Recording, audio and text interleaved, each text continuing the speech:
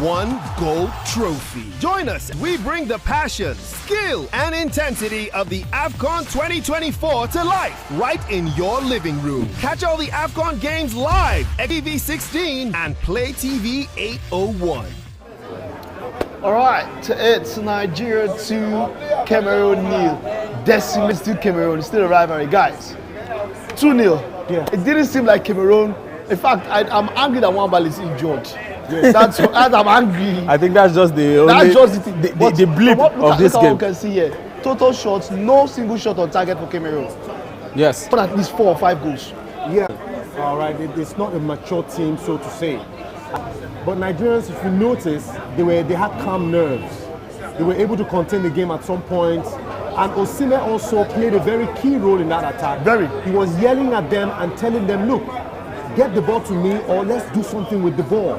I think what I understand about this Nigerian team is, I saw goals is what we are looking at today, and I'm very happy that the result came out the way it did. Sam, look at it. I mean, look at the match, and the second half, we're speaking about it, missed chances, converting chances, finishing. That is a major problem. We cannot be bigger teams. We might not have so many chances. We're creating chances. That's it. At this tournament, for grass goal, beautiful, but we need to improve because we had those good chances. Goal, beautiful, but we need to improve because we had those good chances. Ademola Lookman, Moses Simon, Alex Iwobi, everyone needs to come to the party because we will not always have a game like this. We are playing. And we went ahead, and then they finished that match 3-0. So it's a discipline side. Nigeria and Angola, no one can forget what they did to us going to 2010 World Cup. Yes, 2010 2006 World Cup. Yes, okay. In Kano. Yeah. When they do that match, I can never forget. Where we're talking about was it pitch? We're blaming the bad pitch and all of that. Why did you carry them to? Say that tactics might play the game when Nigeria meets Angola. Yes. Because if we look at this Cameroonian side, let's not be carried away. We didn't play a very top side. Yes. This was not the real test. For me, this is the weakest Cameroonian side I've ever. The goalkeeper was really troubling them. Yes. They went for him, kind of. That foul, that way, the way was he totally unnecessary. It was unnecessary. You didn't need to do that because we're not going to ever get to that ball. That was a red card offense, in my opinion. I'm telling you, man. I'm telling you. I hope he gets. We have 5 more days. Let's trust him. You can see Uzor when he even came in. The confidence is not there. I am not kidding you. Uzor's confidence is not up there yet. So there is no way I can bank on Uzor to actually man that goal for me going to the quarterfinals. So I think Wabeni needs to come back. The medical team needs to do work on him and get him to be fit for that game. You have called medical team now. He's giving PTSD. Not the Sadi Kumar. I'm thinking of Sadi Kumar. They say Wabeni should go to his club, and the guy will go to his club and play. Go to South Africa. There's no even mention our medical team. Maybe the guys should go. At this point, you don't have a choice. Because we think Lookman for me has that ability to read games too, and he's been able to, metamorphose into how he's been playing at the Serie A into the Super Eagles. So for me, he's one confident player that I know might do a lot of wonders for us. You see, Osimhen's attack and his agility in the attack is what is helping us. Osimhen is that kind of his force, his energy.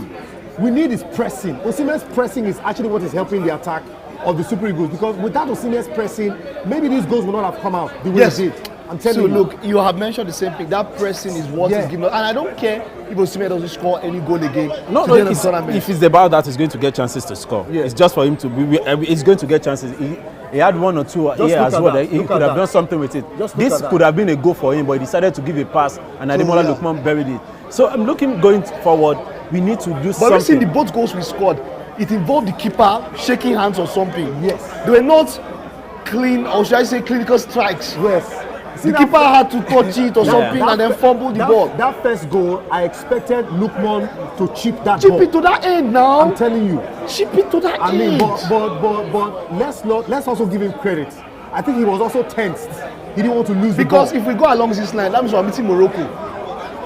Morocco are Africa's best team without the ball. You understand? Morocco, without, in fact, somebody mentioned it is going to be a smaller team. If Morocco should come out. They're not because you jumped the gun. Yeah. You remember we talked something about this earlier. Yes. When we jumped the gun in France '98, we're looking at Brazil when we haven't played them. So let's focus on Angola right now. Let's focus on Angola. Because we're not even sure about Morocco itself also getting into the semis. They still have few others also we're just looking to at go that, through. But we are on a very good side of the draw, like we mentioned. It's more of a smoother journey, yes, on the other side, getting into the finals. Maybe this team has now woken up for the tournament. Maybe they are ready for the tournament because I had no confidence in them coming to this tournament. And the first two games, the first game, let me say the group stage did not even inspire confidence as well. But what I saw in the first half and then the entire match today is showing that they've grown. I think the first half for me was a very good half. But I should say that our defense, let's give our defense kudos. Yes. This kind of defense is what you use to win tournaments. Exactly. I just need our attack to step up a bit more, be more clinical, finish those shots, final balls. Well, I think there's a player we're not mentioning. Who's that? Alexi. We don't want him. In the third game when he didn't start, a lot of people were happy. But after they saw Joe Aribo, they were clamoring for Alex to come back. So, fortunately, in this game, he had done well. Yes, I like totally. And he was giving some very decisive passes. Iwobi, for me, doesn't give you any reason to be afraid. There's something about the way he's confident on the ball. But the only problem I have with him also is he's also not a clinical finisher. And he's supposed to use the side ball, side foot. I expect Lukman to have played this. I expect Lukman to have. He hits that ball into the ground. How? I expect Lukman to play this ball. Look at it. It came. See. But if you are taking, that was a dig. They call it dig. Yes. You chip am. What do they use for PS? Which like L1 box. You didn't even need to do anything. All you need to do was just stop that ball a bit and let that guy slide off. And just L1 box. L1 box.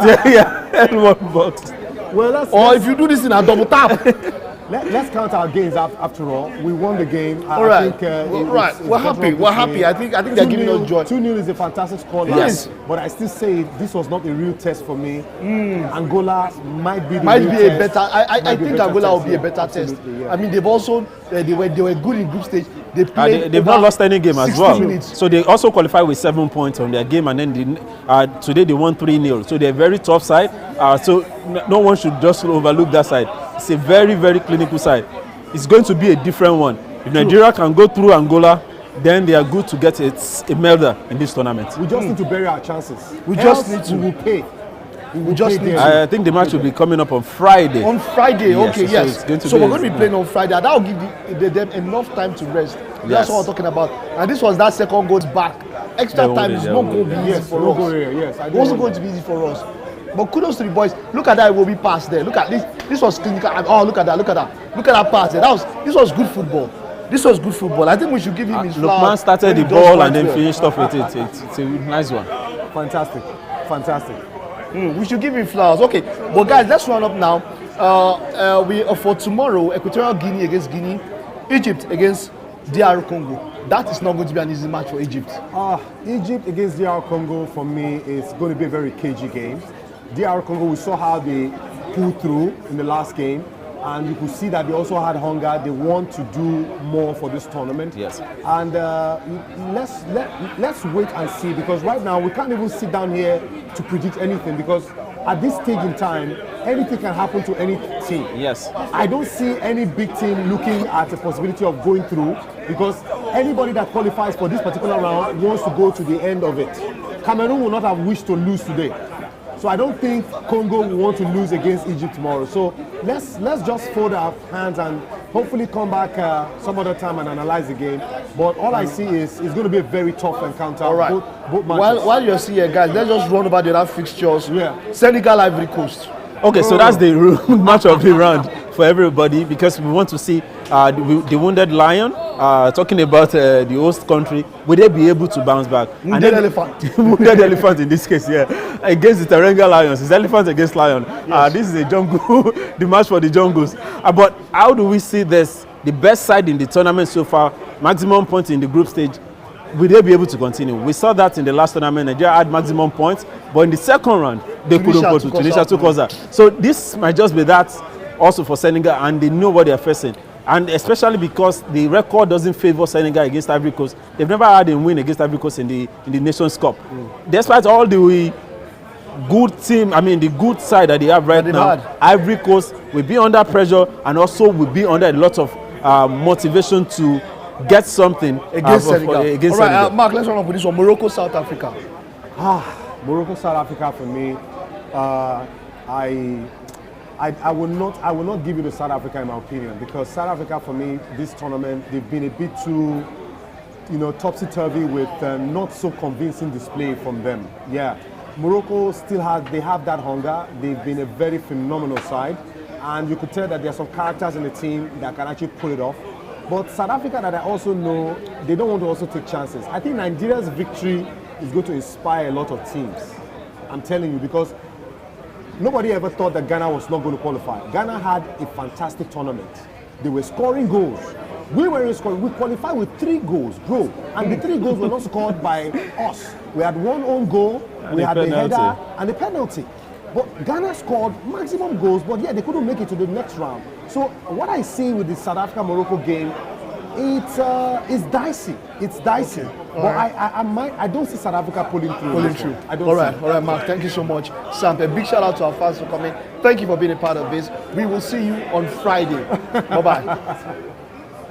Get ready for the ultimate football spectacle as the Elephants of Ivory Coast play host to Africa's finest.